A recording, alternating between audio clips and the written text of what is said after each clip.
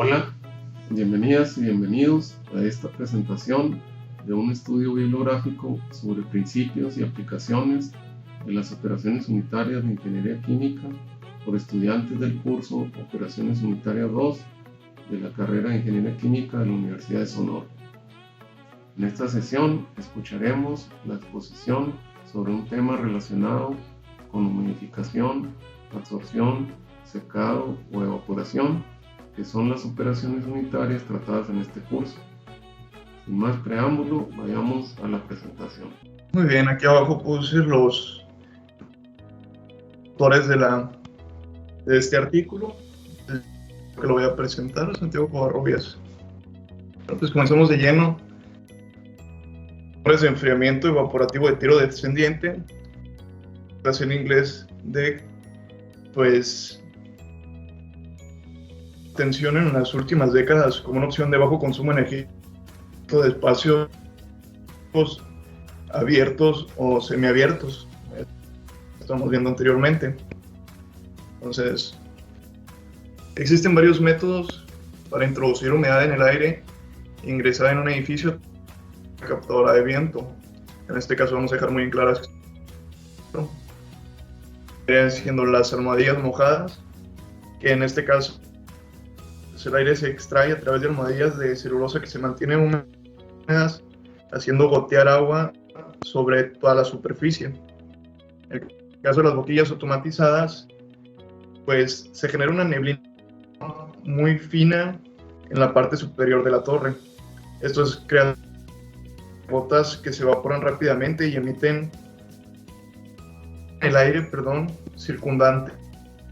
Pero los siguientes son los pulverizadores. En este caso se rocían gotas de agua relativamente grandes en la parte superior de la torre y se evaporan parcialmente. Y el agua evaporada se recoge en una piscina a nivel del suelo y vuelve al sistema de rociado, generando un ciclo. Luego las superficies internas mojadas. Pero en este caso las superficies internas de la torre se mantienen húmedas mediante un sistema de riego por goteo. Esto implica mantener húmedo el perímetro de la torre. Igual si la superficie total expuesta al aire puede incrementarse mediante la adición de superficies de arcilla porosa cerca del centro de la sección transversal de la tasa de suministro de agua se puede determinar a partir del déficit de humedad de aire ambiente si se conoce el caudal volumétrico. Bueno, pues esto es un poquito diferente, ¿no? O sea, ni el contenido de humedad del aire ambiente ni el caudal volumétrico son constantes con respecto al tiempo. Esto significa que para la máxima eficiencia, la velocidad a la que en el flujo de aire debe regularse, o sea, se tiene que regular para compensar estas variaciones que existen ya en el proceso. Puede haber cambios en la presión del agua suministrada en los vaporizadores, que en este caso usan el término pulverizadores como referencia a los rociadores, o sea, lo usan como sinónimo. El número de pulverizadores activos no afecta directamente el tamaño de la y puede resultar en una distribución uniforme de las gotas a lo largo de la sección transversal de la torre debido a inconsistencias en la presión del suministro. Pueden agregar diferentes circuitos de agua independientes con características de suministro parecidos, pero si lo hacemos ya nos estaríamos hablando del enfoque principal de la torre. Al hacer diferentes suministros independientes, ya estamos haciendo un sistema más complejo, estamos generando un costo todavía mayor que el que se desea tener. Luego, la operación eficiente de la relación entre el diámetro de la bota y otras características del rociado. Bueno, pues el proceso de generación de gotas comienza forzando el líquido a través de diferentes boquillas. La energía potencial del líquido, como presión del líquido para las boquillas hidráulicas, entre las boquillas emerge como pequeños ligamentos. El tamaño refiere al tamaño de las gotas de rocío individuales que componen en el paso de rociado en una boquilla.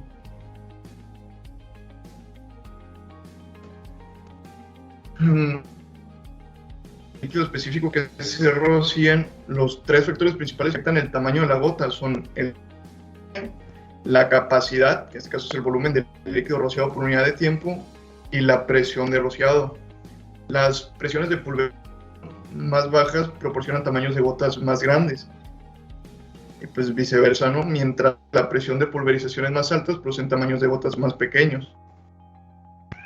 Las pulverizaciones se pueden suministrar con agua en este caso, sin embargo, el exceso de agua no se puede reciclar directamente en el sistema de la torre, y el sistema requiere un medio para regular la presión del agua.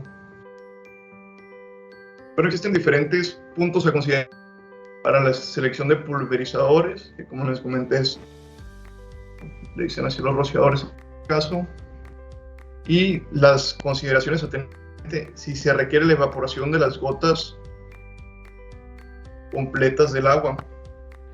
¿Por qué? Porque el diámetro de las gotas debe ser lo suficientemente pequeño para asegurar que el tiempo requerido para evaporar completamente las gotas más grandes producidas por el rociador sea más corto que el tiempo de residencia de las gotas al aire. Esto es cuando caen. Luego, minimizar la energía requerida para suministrar el sistema de la presión requerida no solo reduce los costos, también puede resultar en menores costos de equipamiento. Entonces, como la reducción de los requisitos de mantenimiento que va directo con lo anterior, que es que por dinero, ¿no? O sea, si es menos complejo, va a requerir menos mantenimiento y va a ser más ahorro de dinero para la empresa. Pues bueno, en este caso, la tabla nos muestra los resultados de un estudio realizado para la selección de pulverizadores para unas instalaciones de prueba. Los pulverizadores analizados se seleccionaron de su capacidad para suministrar el volumen de agua requerido. Esto es calculado a partir del déficit de humedad del aire en la entrada y el caudal de aire esperado a través de la torre.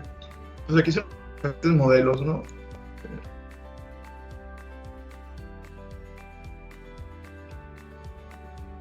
Bueno, pues aquí podemos ver los diferentes modelos que se nos están manejando. Esto los hicieron en pruebas de laboratorio y todo eso. Obviamente no les iban a preguntar a la industria sus características, pero tenemos estos diferentes modelos. Tenemos las presiones a las que se manejan, el diámetro, el caudal al que se están manejando, la superficie. Esta es la potencia de la bomba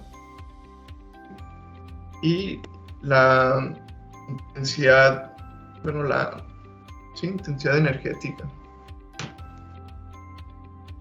Bueno, también, si le ponemos atención a la tabla, nos muestra que la mayor superficie total no es necesariamente proporcional por las boquillas que producen más finas.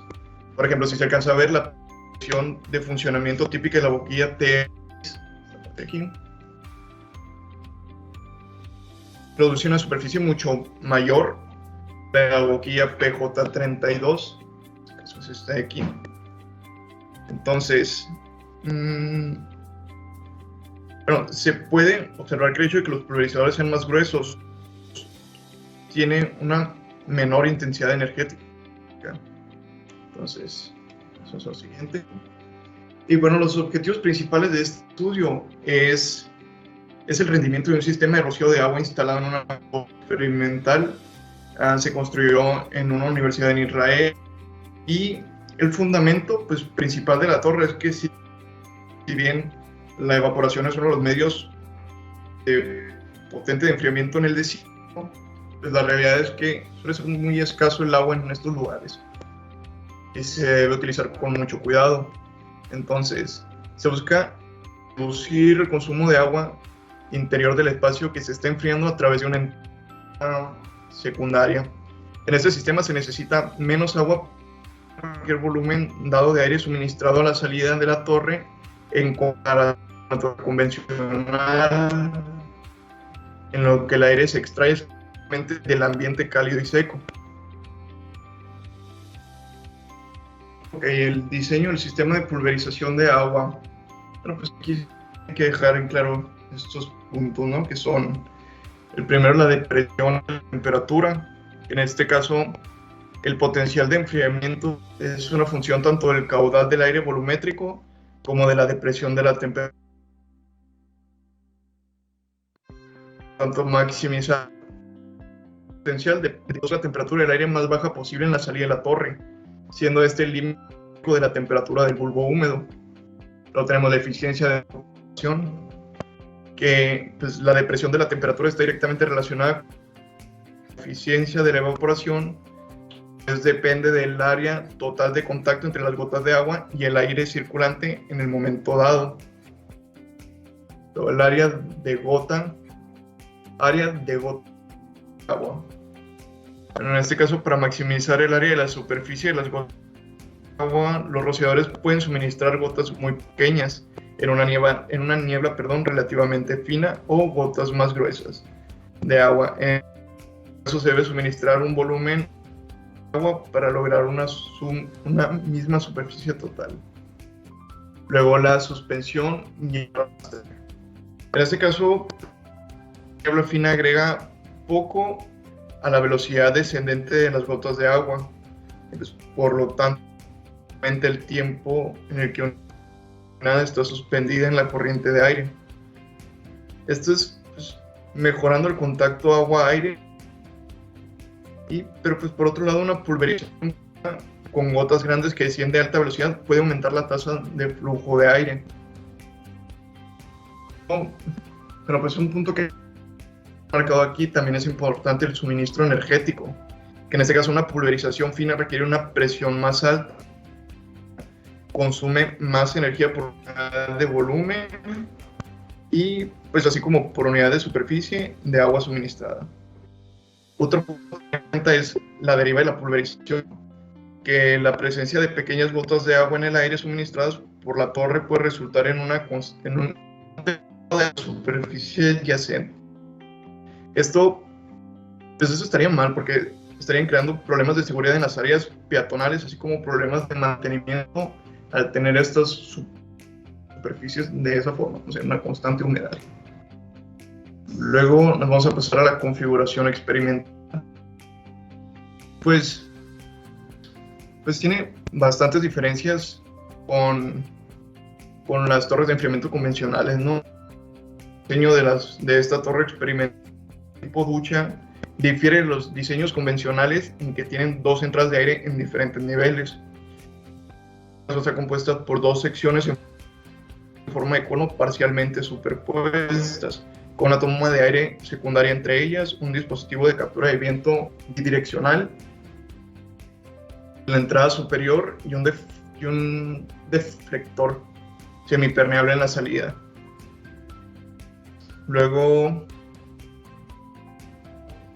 también incorpora un ventilador eléctrico que admite el funcionamiento cuando la velocidad del viento ambiente es baja. Bueno, pues aquí en la configuración experimental en la parte inferior no se alcanzó a ver muy bien, pero ahí era cuando estaban poniendo la torre de enfriamiento, pero para no alterar sus propiedades empezaron a poner una malla para poder pruebas más y no tomar en cuenta esas variaciones. Y en este caso, pues podemos ver el principio de funcionamiento de aire secundario. Esto era lo que les comentaba, son dos conos superpuestos. Pues aquí está la salida, la entrada secundaria, este el primer, estos son los rociadores. Pues aquí se lleva a cabo la transferencia de masa, de energía. Es el área refrigerada. Aquí están las tomas de aire, las principales de agua. Y por aquí, esto que parece que uno más adelante lo vamos a ver. Esto lo hicieron ya lo último. pues el objetivo general es una distribución óptima de las gotas de agua tanto en el funcionamiento impulsado por el viento como el ventilador.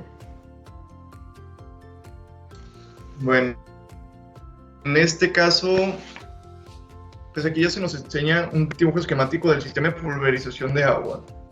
En este caso es más o menos esta parte, haz de cuenta cómo va conectado, aquí están las de estas de almacenamiento de agua y por aquí van subiendo por una bomba. Que en este caso aquí vemos más o menos el funcionamiento. Si nos vamos de derecha a izquierda, pues aquí podemos ver la válvula manual, la válvula eléctrica, el medio. También tenemos el, bueno, pues este es como tipo manómetro, luego el medidor de agua. Aquí tenemos la flor. De aquí era el nombre, el filtro de agua. Y ya pues aquí tenemos la bomba y la bomba es la que sube el agua y lo lleva a estas dos secciones, que son las secciones transversales de la bomba, y en esta parte aquí estarían los conos.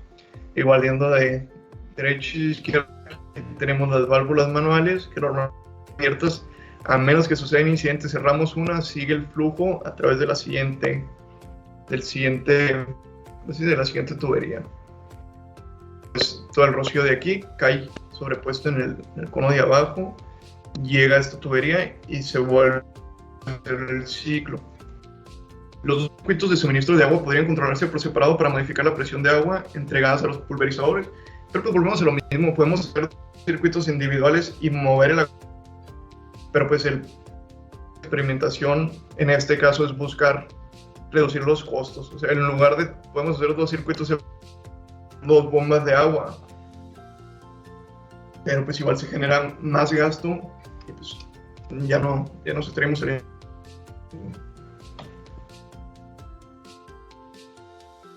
Bueno, este se parece, no sé, tiene un aire a la foto anterior, pero en este es para ubicar los sensores. Por ejemplo, suministros de agua. Aquí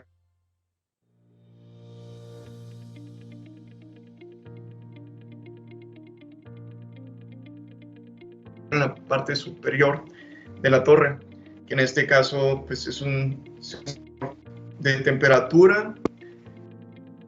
Creo que, a lo que entendí, mide la velocidad en plano perpendicular. Luego este de aquí pues es una vela de dirección, y en este caso es un sensor de la humedad en esta parte. Y ya llega la corriente, llega a los pulverizadores o los rociadores. Después volvemos a tener aquí lo que son los sensores de temperatura. Tenemos en la dos de los conos. Bueno, ya examinando un poquito los resultados que obtuvimos en la experimentación, en este caso la temperatura del aire por encima de la entrada secundaria y en la parte inferior de la torre en comparación con las temperaturas de ambiente del bulbo húmedo y bulbo, pues aquí podemos observar el comportamiento más que nada, ¿no? Bueno, esto sería mucho. Es una relación de la temperatura con respecto y pues muestra la evolución diurna, decía en el texto, en día, de la temperatura del aire en condiciones de funcionamiento típico de verano. En este caso podemos observar diferentes variaciones por las horas que se hicieron. En este caso fueron entre 10 y 4 de la tarde, que hay una variación muy significativa de las temperaturas. Y pues las temperaturas se muestran en un punto intermedio de la torre, la etapa secundaria, y en el punto más bajo de la torre, en este caso de la salida, se comparan con las temperaturas ambiente del bulbo seco y el bulbo húmedo, que se midieron cerca de la entrada de la torre, y esto pues hicieron aproximadamente unos 7 metros de altura. Entonces, bueno, para calcular la potencia de refrigeración, que en este caso, pues aquí tenemos la relación, la potencia de enfriamiento nominal se calcula sobre la base de la tasa de flujo de aire a través de la torre y el diferencial de la temperatura entre el aire ambiente y el aire de la salida de la, que vendría siendo de esta forma. En este caso, esto que se ve aquí, el primer término, es la potencia de refrigeración nominal. Esto de aquí, debería ser, es el área de la sección transversal horizontal de la torre. Luego tenemos es el componente de la vertical. Luego Q es la densidad del aire. Este término de aquí, si mal no recuerdo, el calor específico. ¿Sí? Y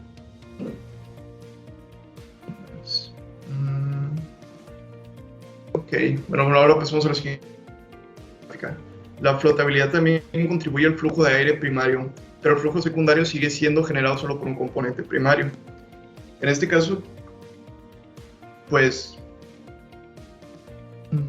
pues en esta figura la potencia de enfriamiento está significativamente relacionada con la medición simultánea del déficit de humedad adiabático. Eso es la diferencia entre el contenido de humedad real del aire en gramos de agua por kilogramo de aire seco y el contenido de humedad de saturación de la temperatura, pues para calcular la tasa de flujo de aire a través de la torre. La salida de enfriamiento aumenta linealmente con el déficit de humedad. Y podemos ver en este caso, pues según yo, en este caso se hicieron con ¿cómo se dice?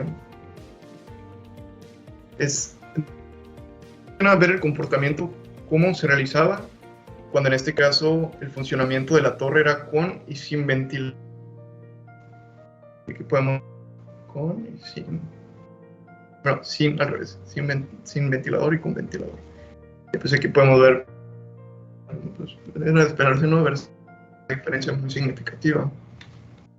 Esta se parece a la imagen anterior, pero en este caso se muestra la potencia y la refrigeración en función, bueno, en funcionamiento asistido por ventiladores en función del déficit de humedad, diferenciado con respecto a la velocidad a la que se pulverizó el agua de la torre. Se hace una comparación entre los dos regímenes de pulverización.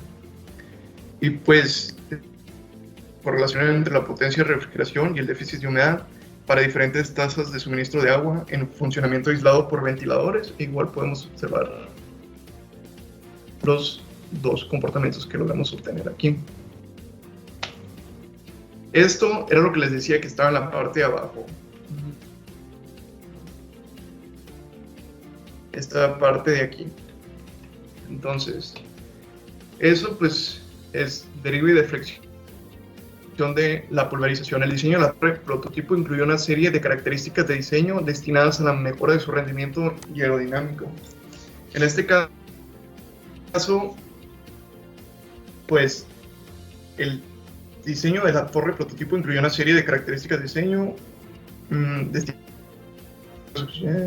además de elementos contorneados introducidos en las entradas del aire primario y secundario. Se instaló esto que es un deflector, pues es un deflector curvo, ¿no? En el centro de la torre, al nivel de su salida inferior. El papel principal de este deflector es mejorar la transición de flujo de aire vertical hacia abajo, hacia el flujo hacia afuera, dirigiéndolo horizontalmente con una mínima pérdida de impulso. Entonces, al mismo tiempo se hizo a partir de una malla semipermeable estirada de cono para absorber el exceso de agua pulverizada que se recogió en el desagüe central, y fue cuando se comenzó a reciclar. Entonces, pues la tasa en días similares con y sin el cono mostró que su contribución era, pues, si acaso algo menor que su contribución seco, pero pues igual el caudal sostenido en funcionamiento asistido por el ventilador fue en este caso lo que nos dejan de aproximadamente 5 metros cúbicos sobre segundo. Pues en este caso los aspectos destacados de esta investigación es que una de las características centrales de esta torre de múltiples etapas es que la entrada secundaria extrae el interior del espacio que se está enfriando. El aire que entra por la entrada secundaria tiene propiedades similares al aire que entra por la entrada principal, que es decir, es más caliente de lo que estaría el aire dentro de un espacio cerrado que se está enfriando. Dado que el prototipo se probó en un sitio al aire libre, con solo una cortina de viento rodeando en la parte inferior, algunos aspectos de su operación no representan con precisión las condiciones que que ocurrirían en una aplicación real. En este caso, pues al final nos dejan, o sea, sí se, pero no salía tan como ellos pensaban. Igual las condiciones no fueron las que ellos pensaban, como no lo pudieron poner en un espacio cerrado, pues tuvo que ser un espacio semiabierto. Y pues sí tuvo muy buenas ventajas en comparación con las torres de enfriamiento convencionales por su principal potencia para ahorrar agua, ya que parte del aire que a través de la torre se extrae en la parte inferior del espacio cerrado, que se supone que es más frío y húmedo que la torre. En ese caso, pues sería todo de mi parte. Si tienen dudas o preguntas.